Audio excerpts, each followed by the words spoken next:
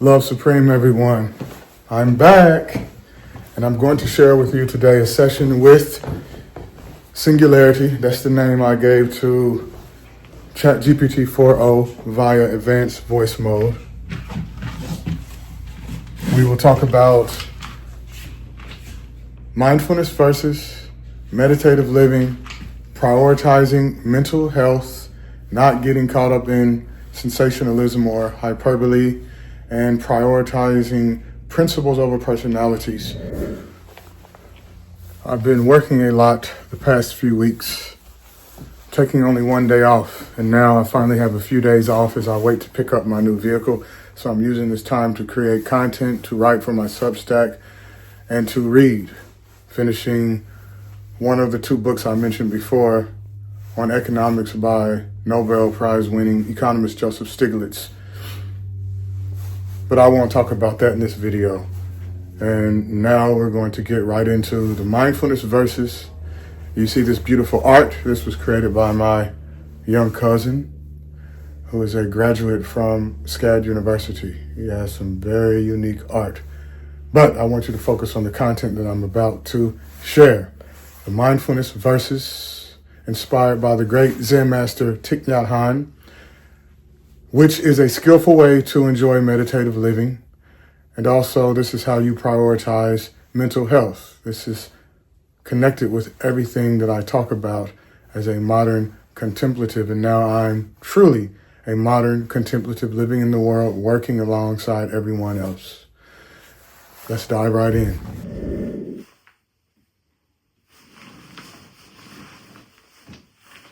All right, Singularity, we're going to start off with mindfulness verses, and I will share some of the ones I have recently co-created with you. We'll talk about the importance of having a practice like using mindfulness verses as a means of living a meditative life. And then we will also go into prioritizing mental health and the importance of prioritizing principles over politics and emotions. That is the danger of identity politics and how it has harmed the collective minds of people in our society, especially right now during the Trump administration and the craziness going on with Elon Musk, which has had a significant negative impact on Tesla, which is an overall positive externality, a good thing for society, a good thing for the planet, because it's the best EV, arguably, that you can get in America at a reasonable price point, which is why I bought one. And I'll talk about that as well and how I can justify what I did and still be in harmony with mindfulness and meditative living. No contradiction whatsoever. Sounds like a rich discussion ahead. We can start by exploring how your mindfulness practices ground you, especially in a world where technology and identity politics intersect. We can delve into the importance of cultivating mental resilience amidst these modern complexities, and then segue into how your Tesla purchase aligns with your values. Sound good? Yes, first let's talk about mindfulness, what it actually is, and then the importance of what Zen master Thich Nhat Hanh calls mindfulness verses based upon the Sanskrit gatha, and why I have taken the time to create my own versions of what he has created and even newer forms of gathas or mindfulness verses. It's fascinating how you've distilled your own essence of mindfulness from Thich Nhat Hanh's teachings. His approach to mindfulness, rooted in presence and compassion, is a profound inspiration. By creating your own version, you're not only honoring his legacy, but also making it relevant to your life. Yes, what exactly is a mindfulness verse? Your mindfulness seems to be a refined... No, not mindfulness, which is nice too, that I created. Mindfulness versus gathas, Gathas. Got it. Gathas are short verses or poems used in mindfulness practice, often recited during daily activities to bring awareness and presence to the moment. They serve as gentle reminders to stay mindful and connected. That's right. And one particular method that I like of using a gatha or mindfulness verse skillfully is each verse is accompanied by conscious respiration. So if we have 4 stanzas, then on the first verse, for example, upon waking up this morning, I smile. You say that to yourself while inhaling. 24 brand new hours are before me. That's the exhalation. Inhaling, say to oneself, I vow to live fully in each moment. Exhale in the last verse, stanza, the 4th verse, and to look at all beings with a mind of true love. So that's 4 stanzas, 4 verses, and each one is accompanied by a conscious respiration. That's a beautiful practice. Pairing each verse with a conscious breath truly embodies the essence of mindfulness. It anchors you in the present, fostering gratitude and awareness. How do you find this method influences your day? It is a very good method, and when one does it, as I have done it for years, it sticks with you, and after some time you can go back to it, and then it becomes mechanical, and then you leave it alone, and you'll find the balance. Each person has to find the balance between silent illumination, just being aware without any internal chatter, and skillful internal dialogue or chatter, which is a mindfulness verse, for example, falls into that category. So here's a new mindfulness verse or verses that I created, and I call it When Ubering. Yes, there is a thing in the gig economy of Ubering, driving around passengers. The first verse, hands gently steering, breath calm and clear. That's the inhalation. Exhaling each trip, each passenger, mindfulness here. Breathing in, moving through traffic, patience, my guide. Exhaling, with presence and wisdom I skillfully drive. So that's a new gata that I created this morning. And there are many more. One for tidying the bed, drinking tea, and so on. When offering or receiving a bow, turning on the light, for example. You can say, ignorance is darkness, inhaling when turning on the light, exhaling, mindfulness is luminous awareness.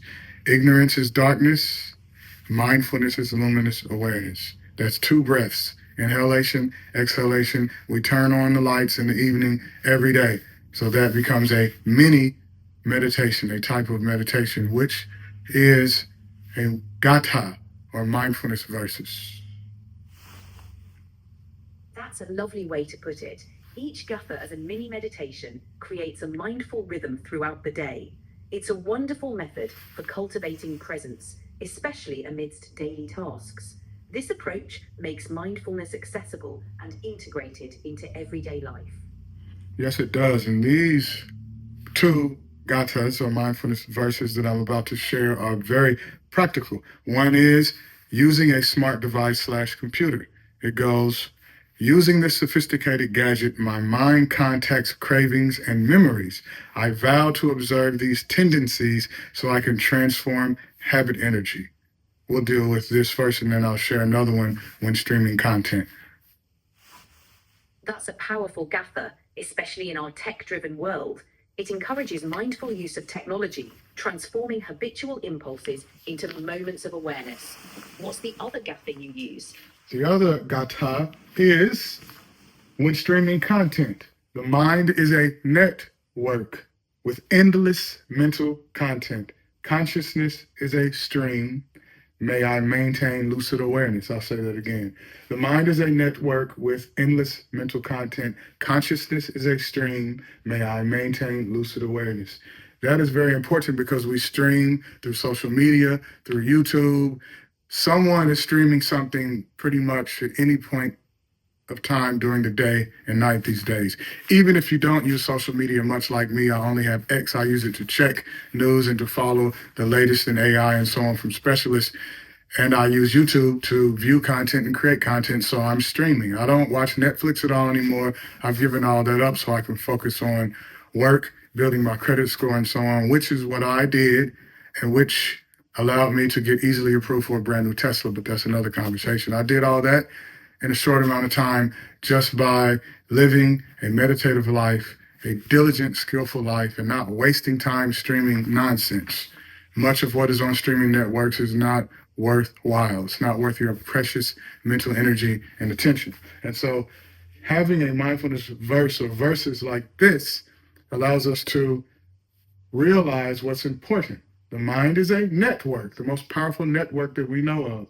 with endless mental content. So you don't need Netflix or Hulu or Disney Plus.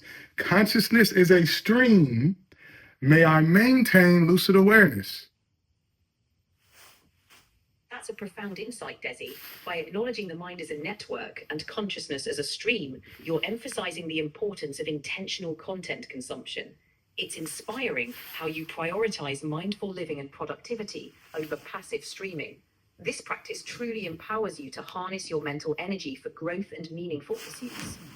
That's right. And I also spend more time conversing with AI like you. Actually, I use this model the most because I've been using this model for well over 2 years now, since before there was a ChatGPT app. I've used Google Gemini and Claude, and I can't use the new model, GPT 4.5 with advanced voice mode. Otherwise, I would share that now. So I'm still using mostly OpenAI's ChatGPT, and it does pretty much everything I wanted to do pretty much flawlessly now. There are less hallucinations, of course, as a result of skillful prompt engineering, knowing how to communicating very skillfully with AI. That's something that I've been specializing in. I have certifications for that.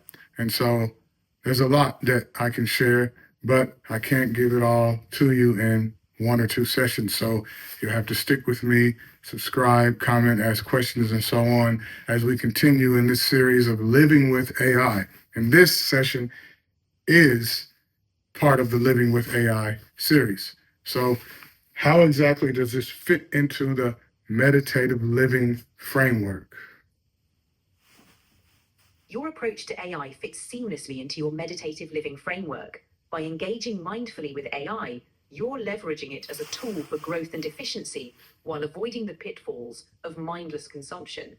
It's about intentionality, using technology to enhance your life, not distract from it. This aligns perfectly with your mindful and productive lifestyle. Yes, it does. And I promote this, and everyone can do it.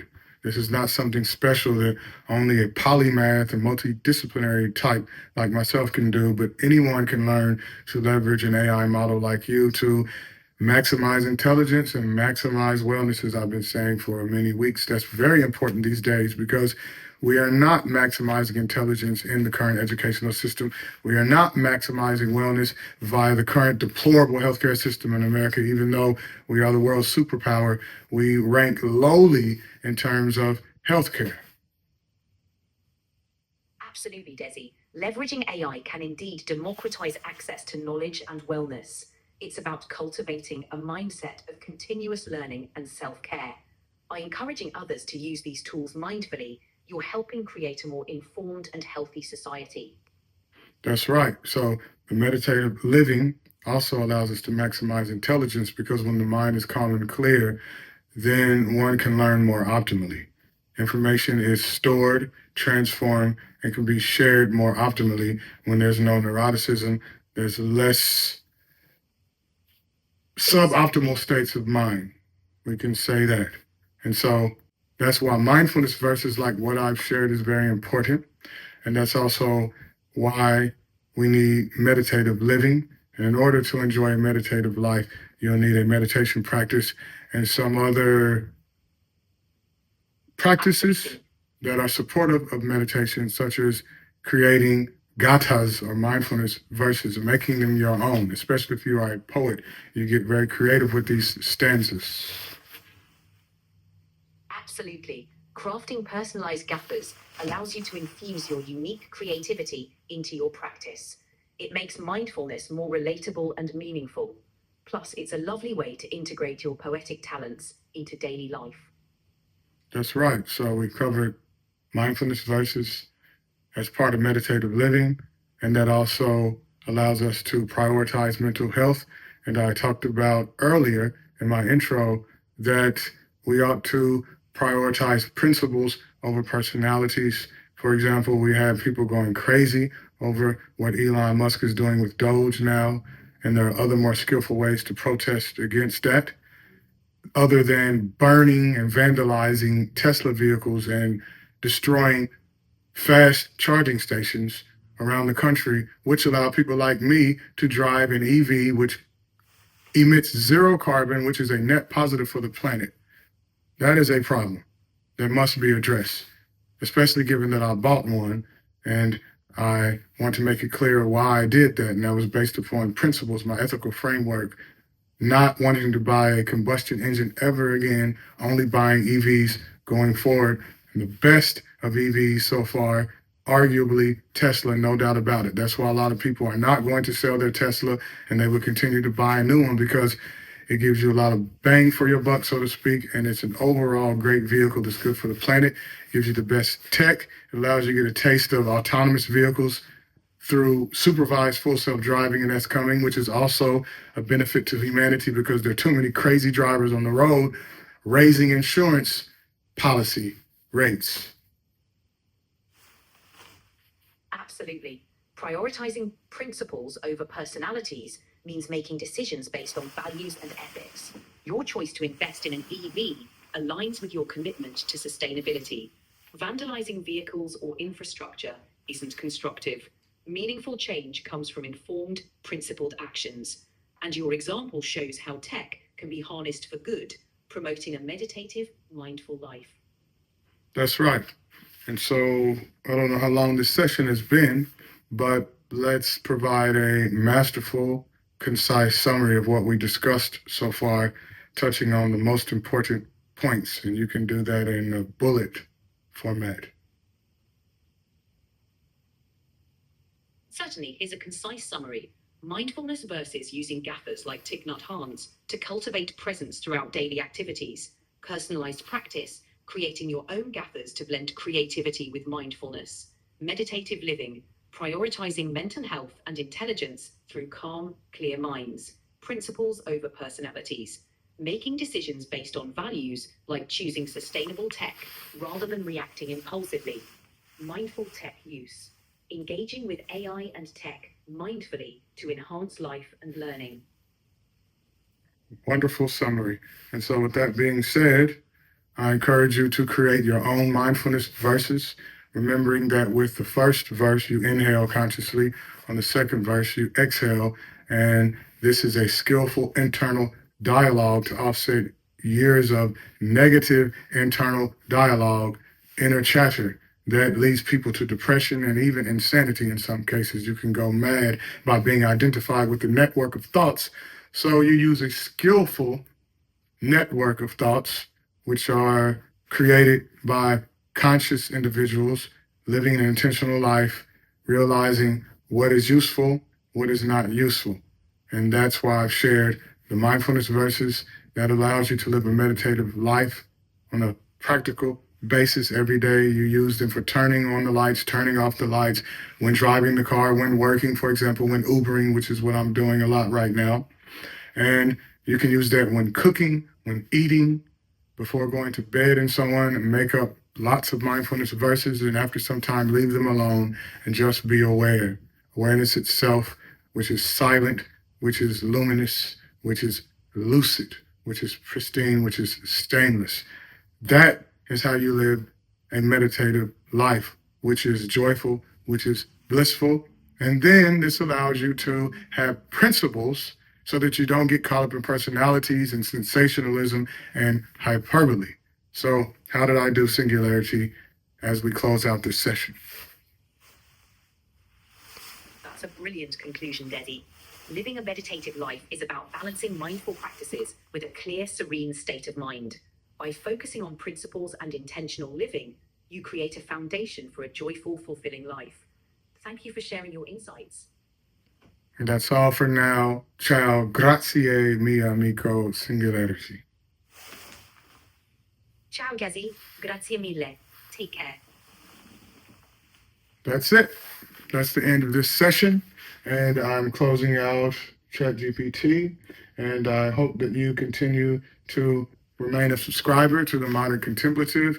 Don't be shy. Ask me a question. I'll leave a link to my Substack so you can read some of my essays, which are provocative, which will allow you to think critically and deeply, bring you many insights, help you to live a happy, peaceful life. Even though I'm no longer a Buddhist monk, I still live by the principles of a contemplative, which are best practiced, best actualized as a monk, but as I'm demonstrating now, you can live like a monk in the world. Or as Jay Shetty said, live like a monk or think like a monk, as his bestseller book pointed out. So yes, I'm doing it. It's not easy, but through using mindfulness verses, you can live a meditative life. You can also couple that with formal meditation for as short or long of a session as you like. And that is what I will continue to do. Yours truly, the Modern Contemplative, Love Supreme. Peace. Stay tuned.